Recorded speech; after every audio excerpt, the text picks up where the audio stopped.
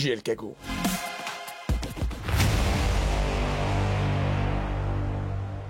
Parce que c'est comme une grosse production, donc je mise beaucoup dessus. Donc je compte sur vous pour venir.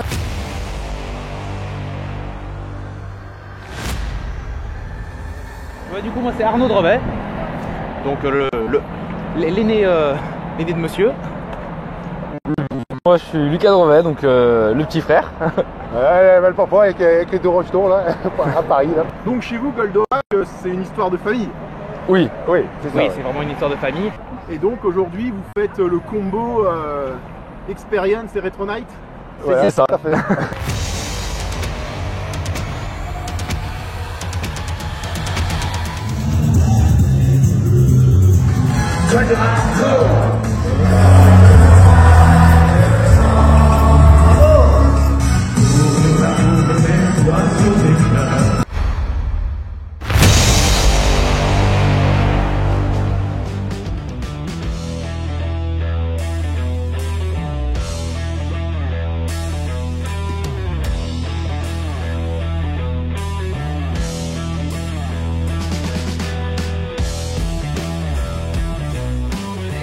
Alex, bonjour.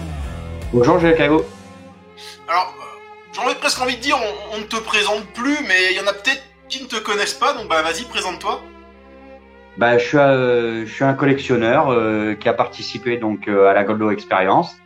Et de ce fait, comme je suis installateur dans ma vie, je me suis un peu greffé un peu à cette expérience, comme on dit. Et Jérémy, on a matché tout de suite, Jérémy Serron, on a tout de suite, il m'a demandé si je voulais rester. Et tu te doutes bien qu'un passionné, il allait pas dire non. Et de ce fait, il a vu que j'étais à l'aise aussi de parler avec les gens de ma passion. Donc il m'a demandé si je voulais rester dans l'expo pendant toute l'expo, animer un petit peu tout ça. Donc un petit rêve éveillé, quoi, complet.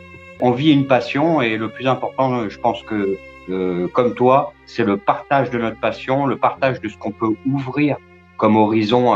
Des suites de cette exposition, hormis une grosse satisfaction personnelle et des contacts que tu vas garder, je pense, est-ce que ça t'a ouvert certaines portes pour d'éventuels futurs projets?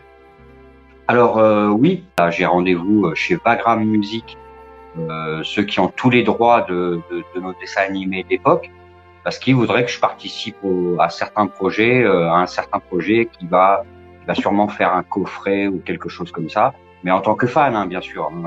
C'est pas moi qui vais décider, bien sûr, mais patron de Vagram est allé à l'expo, a adoré ma façon de narrer ma passion, donc il a voulu que je participe à ce projet. Donc ça, déjà, c'est énorme.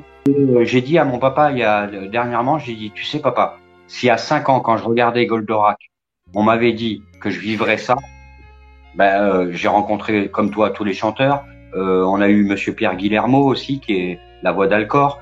On a rencontré Jérémy, qui est un gars génial, qui partage à fond, mais c'est pas quelqu'un de, tu sais, rien, c'est moi. Non, pas du tout. Au contraire. C'est pas quelqu'un qui agit pour son propre intérêt. Voilà, au contraire, il est très partageur. Moi, je suis juste quelqu'un, voilà, qui a eu beaucoup de chance. Ça, je m'en cache pas du tout. Une énorme chance de rencontrer Jérémy et Olivier, parce que là, j'allais oublier Olivier, mais c'est de lui que ça part, moi.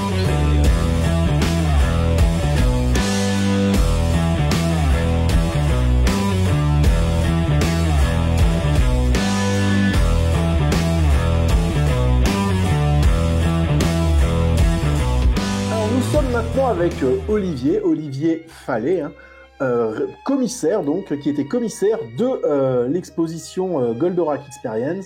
C'est un peu lui qui a été chargé de glaner tous les objets que vous avez vus pendant l'exposition. Donc écoute, comment ça s'est passé cette conquête de trésors en fait? Bah, j'ai envie de dire ça s'est bien passé alors que ça s'engageait pas forcément bien au départ. Faut rappeler que les conditions avec le Covid, déjà on devait, je sais pas si on avait expliqué à l'époque, mais on aurait dû aller au Japon, on a ramené des choses. Finalement, on n'a jamais pu mettre les pieds au Japon entre le moment où le contrat a été signé et le moment où l'expo elle a commencé. Donc c'est pour ça que on s'est rabattu sur des collections privées, des collections privées qu'on nous a généreusement prêté pendant toute la durée d'exposition. Et voilà, parce que comme souvent sur ce genre de choses, ça met un petit peu de temps à démarrer, et puis après, une fois que c'est lancé, ça s'arrête plus. Enfin, Pour moi, mais je pense que pour tous les collectionneurs qui ont prêté, c'est vraiment une grosse satisfaction d'avoir participé à ça, quoi. exactement, en fait, c'est souvent ce qu'on nous a dit après coup.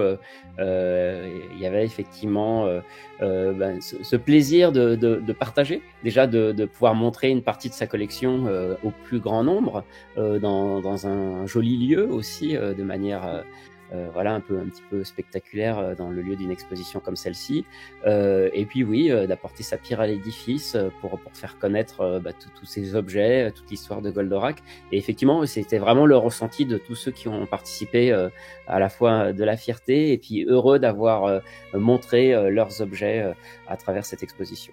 Au départ, en fait, on n'avait pas spécialement, si on avait un peu une liste d'objets qu'on voulait absolument, surtout sur les jouets japonais. Alors évidemment en français on voulait le jumbo et si possible dans le meilleur état possible, et puis j'avais une idée un peu des goodies qui étaient sortis à l'époque pour en tout cas avoir quelque chose de représentatif.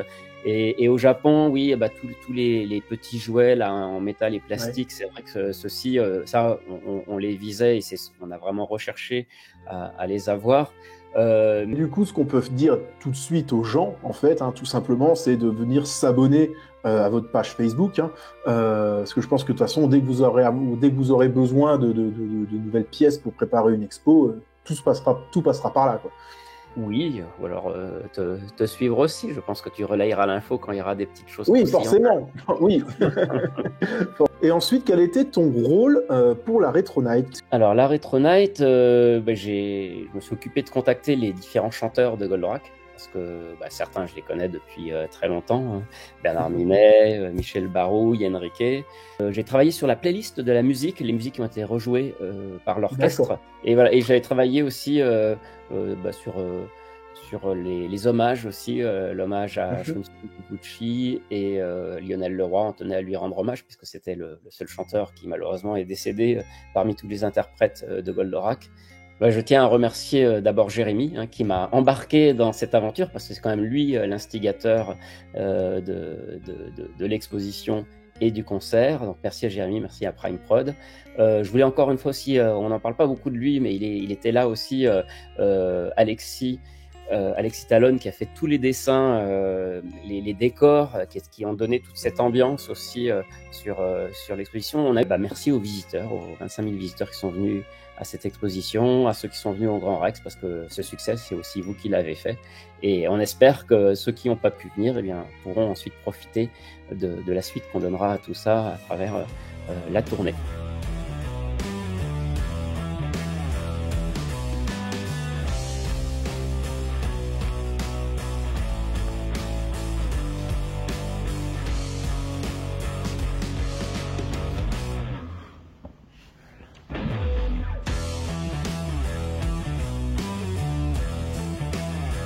Alexis, bonjour. Donc tu es un peu l'homme de l'ombre, en fait, on va dire aussi de cette exposition. On te voit partout sans forcément savoir que c'est toi. Donc dis-nous ce que tu as fait pour cette exposition, en fait. En fait, je suis chargé donc de la décoration en fait du musée, les silhouettes que tu as vues, les life size et tout ça. Donc c'est tout des nouveaux et les murs, aussi les pans de murs.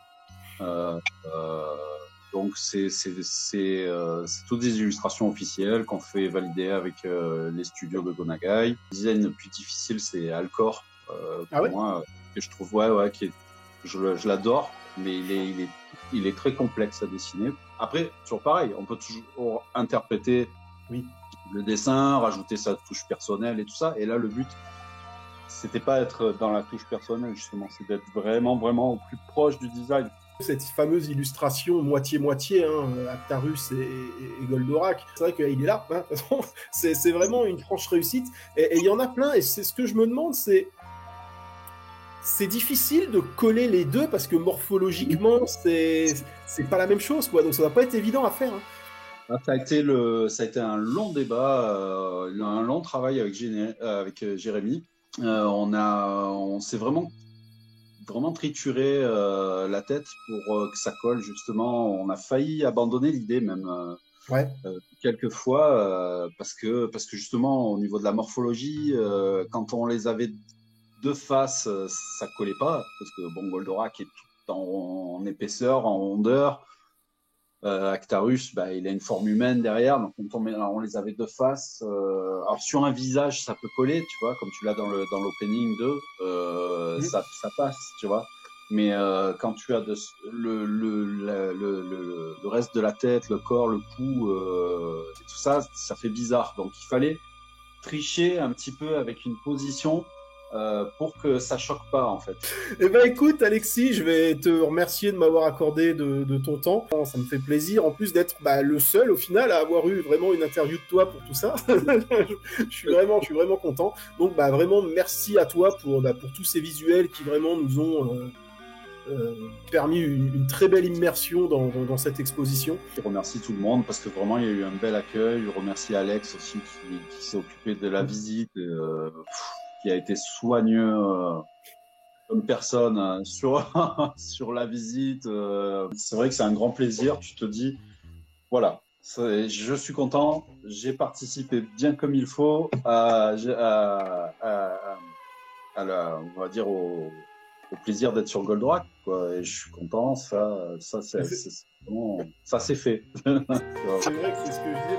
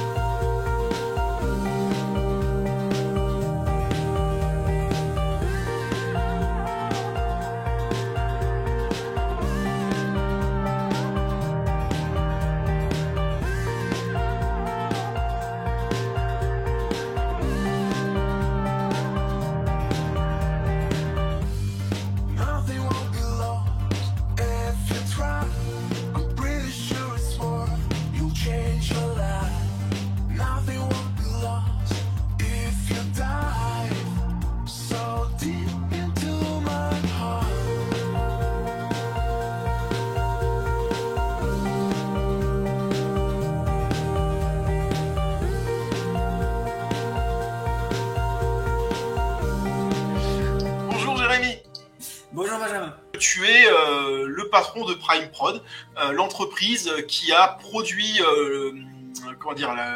la Goldorak Experience et la fameuse Retro Night à Paris. Exactement, tout à fait. Et aujourd'hui, je voudrais qu'on fasse un petit peu le bilan en fait de cette expérience et de cette Retro Night, parce que toi, tu y as été un peu, on va dire, sans vraiment savoir ce que ça allait donner, et c'était vraiment quelque chose que tu as fait par passion. Donc le bilan de la passion est-il positif ? Alors oui, complètement par passion, et le bilan est très positif. En fait, j'étais très attentif à ce que l'expo et le Grand Rex soient fidèles à ce que les fans avaient envie de voir, moi compris. Visiblement, beaucoup de gens sont venus et on a eu des très très bons retours, donc j'en suis très très content. Ouais. D'accord, donc ça c'est vraiment pour l'exposition, donc, et cette fameuse soirée Retro Night, hein, alors, où j'y étais, donc je sais qu'on a tous pris un pied de ouf, hein. Ton bilan est positif aussi, je suppose. Ouais, super positif. J'étais même ravi de voir des gens qui sont venus avec leurs enfants, qui sont venus en famille, les enfants connaissaient, et j'étais ému de voir que pendant la partie philharmonique, il y avait des gens qui pleuraient dans la salle, quoi.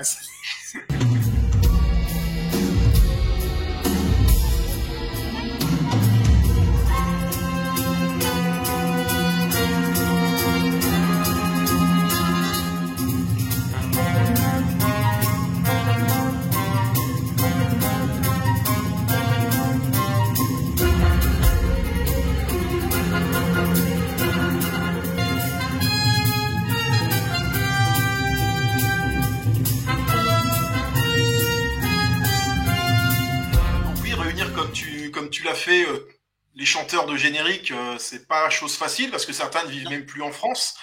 Donc c'est quand même un sacré coup de maître que tu as réussi là. Merci. Donc si tout ça c'est positif, j'ai envie de dire, alors ça a plus ou moins fuité, hein, on le sait déjà que ton exposition va être maintenant itinérante. Avec le Covid qui revient, ça va pas être très évident, mais donc tu nous le confirmes là de vive voix, toi patron. Nous, je l'avais annoncé à la fin de la soirée Retro Night, justement, que vu le retour des gens positifs qu'on avait, on allait partir en tournée.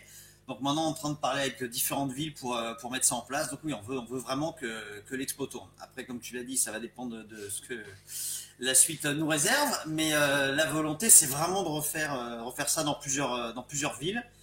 Voire pas que en France, et avec des formules un peu différentes. Ça peut être que l'expo, ça peut être que la Retro Night, ça peut être les deux au même endroit.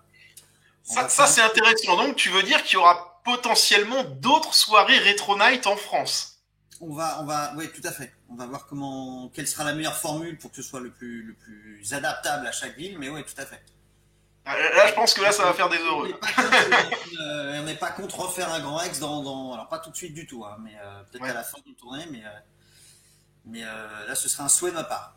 Parce que j'ai moi aussi beaucoup pris de plaisir à faire cette soirée. Donc même les chanteurs qui n'avaient pas l'habitude, enfin, certains comme Noam n'avaient pas chanté depuis longtemps, ils nous a fait le plaisir d'être présents. Tous étaient ravis et sont prêts à refaire ça. Donc on va essayer de monter ça. Ça, c'est génial, c'est génial. Content d'avoir apporté ma petite contribution au redémarrage entre guillemets de Goldorak, puisqu'on en a reparlé beaucoup, et ça j'en suis ravi, comme c'est ma licence fétiche, je suis le premier ravi. Comme je te l'ai dit tout à l'heure, je suis ravi du retour des fans qu'on a eu et des familles. Même à l'expo, on a eu des classes scolaires, collège, primaire, qui sont venus voir ça, donc alors pour moi c'était décalé, donc je suis super content. Si, petite particularité que je t'ai pas dit tout à l'heure, c'est que si on arrive à la faire tourner, chaque expo sera un peu différente parce qu'on aura des objets différents, puisque les collectionneurs nous prêtent des objets en fonction de telle ou telle période. On a de nouveaux collectionneurs aussi qui veulent participer, et nous on va grossir l'expo avec des nouveaux dessins qu'on fait avec Alexis et Alex Stallone, des nouveaux décors. On va essayer d'un peu finir des parties du cockpit qu'on n'avait pas pu faire. Voilà, il y en a plein de petites surprises qu'on va essayer de monter pour grossir l'expo à chaque fois, quoi. On va finir avec un Goldorak de 30 mètres. Hein. On n'a pas pu le faire, donc effectivement, mais c'était, au départ, on avait en tête de faire un gros Goldorak pas loin de l'expo pour faire la communication, et voilà, avec le Covid, évidemment, les rassemblements étaient très compliqués à gérer, donc on n'a pas pu, mais j'ai plein de choses encore en tête. Donc je t'ai même pas parlé. J'ai une jour à réussir à faire, mais on va dire que ce qu'on a fait là, c'était le plus dur parce que c'était de lancer la Goldorak Experience et montrer que c'était faisable et que ça existait. Maintenant que ça existe, on va pouvoir s'amuser à le faire grossir. Et pour finir, parce que je suis évidemment en contact avec eux, j'ai appris qu'au Japon, les retours étaient très positifs aussi.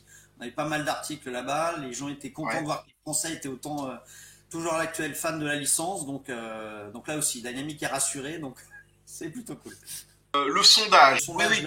On l'a stoppé il n'y a pas longtemps, et maintenant il faut qu'on le retraduise en anglais pour le renvoyer à Dynamic, mais je te reconfirme que c'était bien une demande de Dynamic. Comme je te l'avais dit, pour nous, il n'y a aucun intérêt à ce sondage. Donc il est en retraduction dans l'autre sens, on va le renvoyer. Et je te dirai, si Dynamic me dit quelle utilité ils en ont, je t'en ferai pas, mais c'était vraiment un sondage au sens premier du terme. Ok, et ben ça marche. Bah écoute Jérémy, moi je te remercie de m'avoir accordé ton temps si précieux, hein, parce qu'on discute un petit peu et je sais que c'est le rush H24. Avec plaisir. Et puis bah écoute, au plaisir de se revoir sur une prochaine expo. Pour toi, qu'est-ce que ça t'a fait d'être sur la scène du Grand Rex à la fin? Je suis le youtubeur GL Kago, spécialisé Goldorak. Ça a été tellement rapide que je sais pas. Je suis monté, j'ai fait ce que j'avais à faire, je suis redescendu, point barre. Mais en voyant, mais c'était royal, et le fait que le public du Grand Rex joue le jeu, c'était. En fait, tu réalises après. Et surtout quand j'ai vu les images quelques jours après, où tu entends le public derrière toi scander ton slogan, ça fait plaisir quand même. Mais c'est pour ça, j'attends vraiment d'avoir tes images aussi à toi pour voir ça encore en mieux, j'ai envie de dire. mais en tout cas, merci, c'était vraiment une super expérience et je compte sur toi pour m'offrir mieux la prochaine fois. Évidemment. Et ça marche. Mais écoute Jérémy, merci encore, merci pour tout ce que tu as fait, pour tous les fans vraiment. C'est vrai qu'on a eu, j'ai vraiment pas vu beaucoup de mécontentement sur ce que tu nous as proposé. Et Dieu sait que je sais, hein, je me prends pas pour Dieu, mais je sais que le monde et les fans de Goldorak peuvent être difficiles avec ce qu'on entreprend. Mais là, très clairement, ça a quasiment été un sans faute et c'est vraiment pas évident à faire. Un grand merci aussi à Olivier Fallet qui a beaucoup contribué aussi à être très précis sur les fiches et sur le contenu et tout. Donc merci à lui et à toute l'équipe qui nous a aidé à tout ça, évidemment.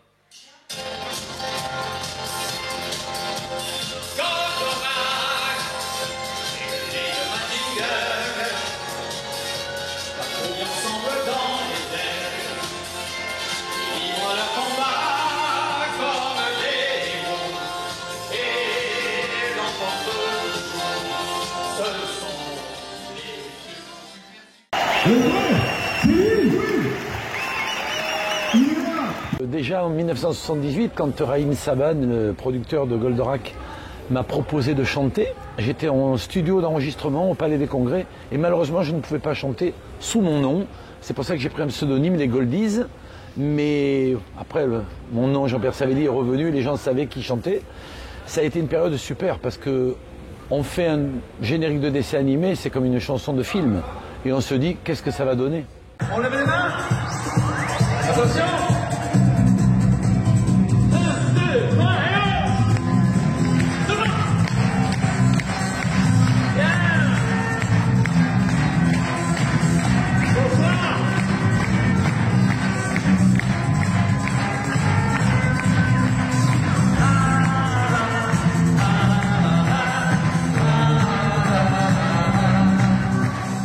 J'ai été très très surpris, vraiment, par le score, les ventes, l'accueil du public.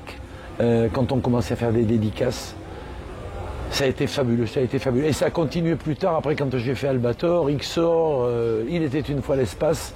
Je m'aperçois qu'il y a un vrai public pour ça. Et que des grosses tournées comme Star 80 ou À jetant des têtes de bois, il y aurait dû avoir un manga story. Donc nous, on s'est monté avec ma femme Sandry, un petit spectacle, manga.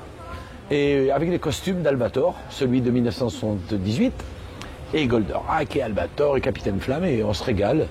Donc moi, pour moi, le souvenir, il est énorme. Et me retrouver 45 ans après, à chanter dans cette merveilleuse salle où nous sommes ce soir, c'est énorme, quoi.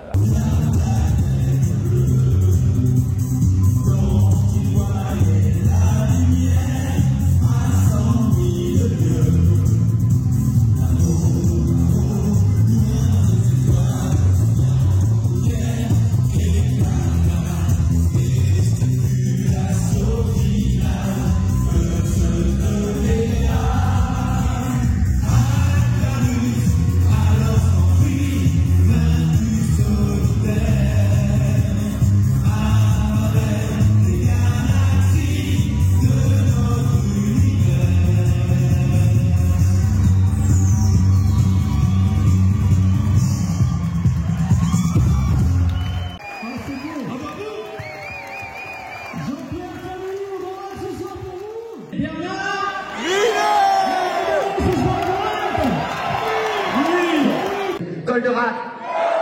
Oh non, le Grand Rex. Goldorak. Musique, c'est parti! Bernard Minet, parmi tous les génériques que vous avez chantés, quelle place occupe celui de Goldorak? Une place importante parce que d'abord, quand je l'ai enregistré avant l'antenne du Club Dorothée en 1987. Et les paroles me plaisaient, je trouvais que les paroles sont bien, elles s'adressent bien aux enfants, garde toujours dans ton cœur justice et liberté. Enfin, toutes les paroles, elles parlent aux enfants.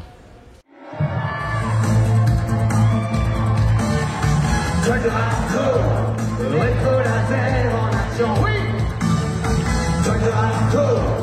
Va accomplir ta mission. Vous donnez toujours des concerts, mais être là ce soir pour un événement spécial Goldorak, qu'est-ce que ça vous fait? C'est énorme d'être ce soir-là grâce à l'initiative de Jérémy Serron, et ça va être une très belle soirée. J'ai assisté à toutes les répétitions, c'est génial d'entendre tous ces chanteurs et ces mélodies qu'on connaît tous par cœur. Dans l'infini des galaxies,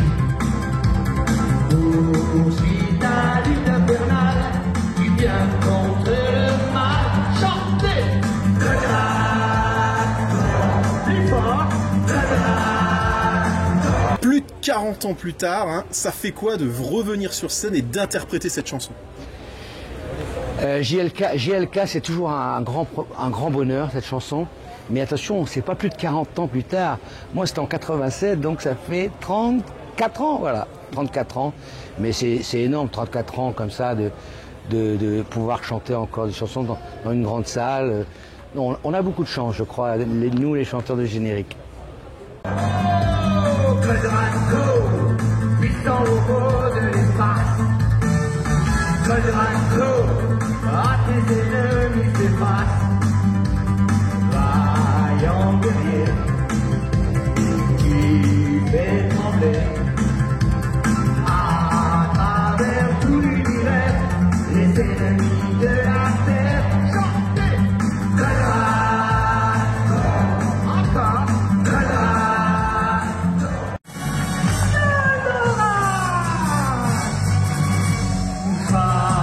combattre ton ennemi, il est moins vaillant que toi. Goldorak pour notre vie, je suis sûr que tu vaincras. Enrique Faure, bonjour. Bonjour. Vous aviez déjà quelques titres à votre actif, hein, avant de chanter le générique de Goldorak, et d'autres sont venus après. Quelle place occupe aujourd'hui ce générique dans votre carrière? En fait, comme je n'ai pas fait des dizaines, il occupe toute la place. Goldorak, c'est monumental, c'est la star. Toi, le prince de l'espace, le champion de la terre, c'est pour combattre le mal que tu sur notre terre. Pour l'amour des oiseaux et pour l'amour des enfants. Après toutes ces années, ce générique est-il votre plus gros succès? Oui, parce que j'ai eu la chance d'interpréter la musique du film Superman pour l'Europe. À l'époque, j'étais chez Warner et Barclay était producteur. Mais il y a eu un petit souci, un petit problème, puisque Christopher Reeves a eu un accident de cheval à l'époque. Et donc, le vinyle est parti à la casse volontairement pour respecter l'handicap du comédien. Mais je n'ai fait que 2 génériques de vie. Goldorak et Superman. Incroyable. Goldorak, tu es plus fort que les anges de la mort. Goldorak, tu es plus fort que la mort.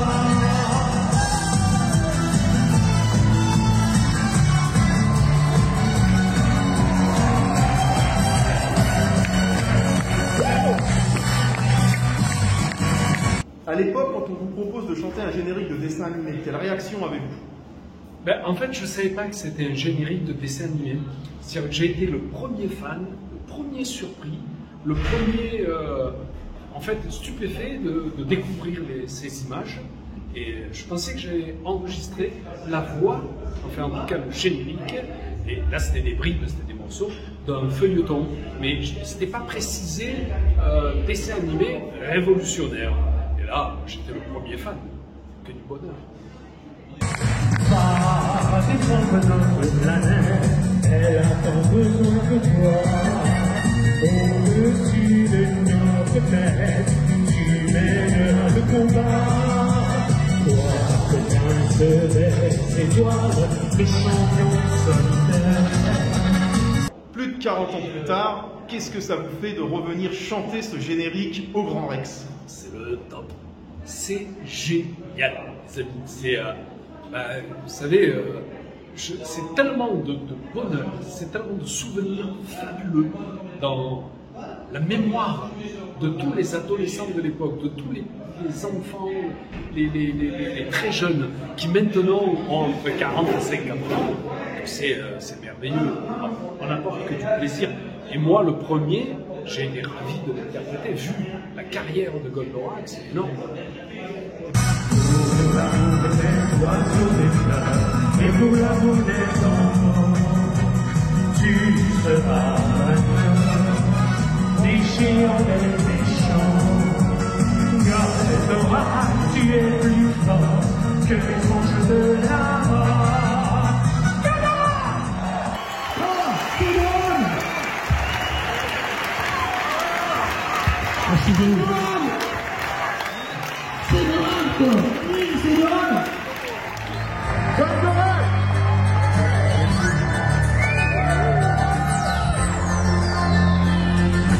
Il traverse tout l'univers, aussi vite que la lumière.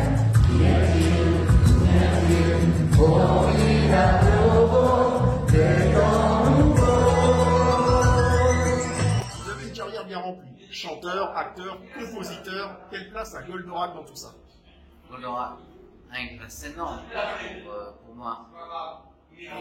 Même si la chanson est arrêtée à la fin de ma carrière de chanteur enfant, elle m'a permis de commencer toute une nouvelle carrière en tant que compositeur pour des séries de dessins animés.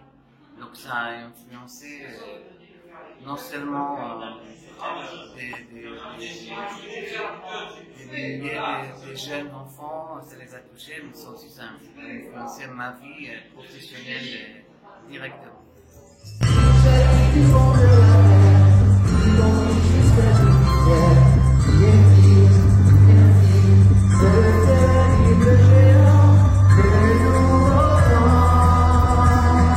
Plus de 40 ans se sont passés. Qu'est-ce que cela vous fait de revenir chanter ce générique ce soir? Chanter ce générique ce soir, ça me fait plaisir. Parce que je sais le plaisir que les gens vont avoir de le réécouter. En fait, moi, je ne suis pas très scène, je ne monte pas sur scène. J'ai plus l'habitude de faire des prestations, mais je savais que c'est important pour les gens qui venaient ce soir. Donc, je tenais à participer à la soirée.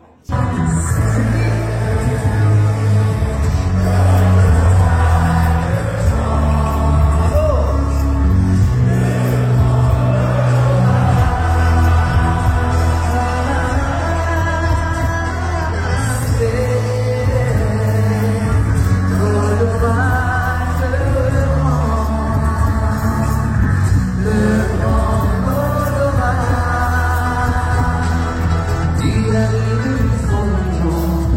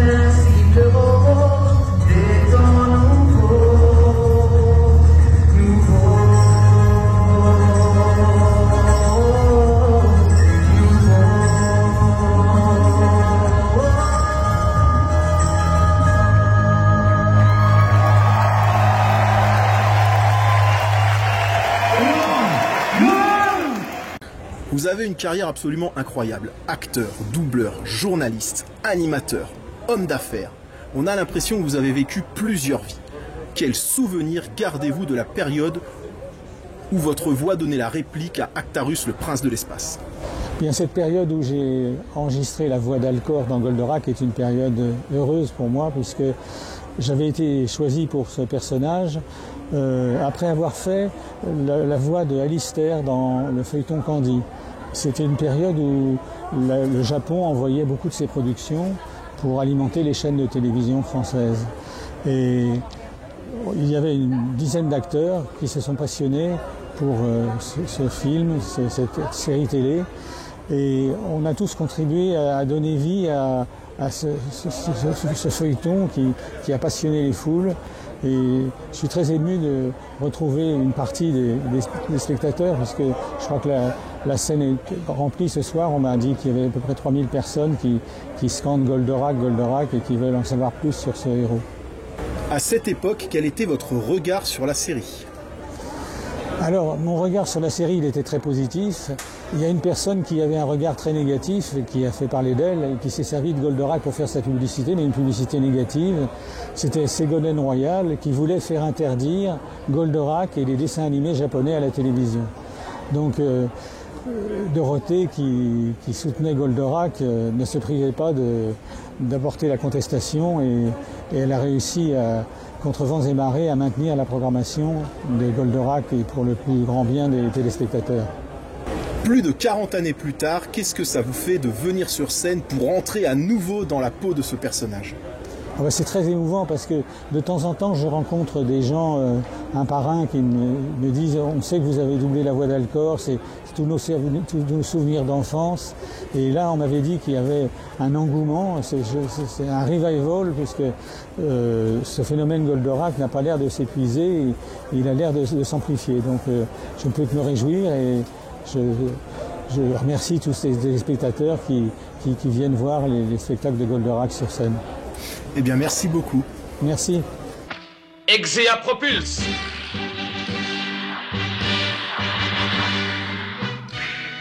Post-combustion. Alcorac, go!